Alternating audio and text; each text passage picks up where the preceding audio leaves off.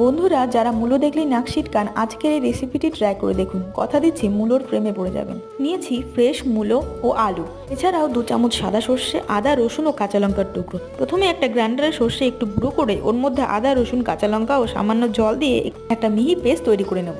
মূলো ডাঁটা থেকে পাতা ছাড়িয়ে ছোট টুকরো করে কেটে নেব। একইভাবে মূলো ও আলুকেও সরু সরু করে কেটে নিয়েছি। এবারে এগুলোকে ভালো করে ধুয়ে কড়াইতে অল্প জল গরম করে লবণ ও হলুদ দিয়ে হালকা ভাপিয়ে নেব।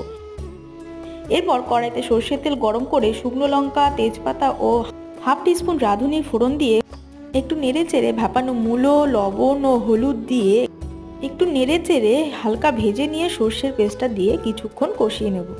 মোটামুটি কষানো হয়ে গেলে ওপর থেকে জিরের গুঁড়ো ও পরিমাণ মতো জল দিয়ে কিছুক্ষণ ঢাকা দিয়ে রাখবো। এবারে ঢাকা উল্টে একটু নেড়ে চেড়ে ভাজা মশলা ও সামান্য পরিমাণে চিনি দিয়ে ভালো করে মিশিয়ে নামিয়ে নিলে রেডি মূলোর ডাঁটা চচ্চড়ি। ধন্যবাদ।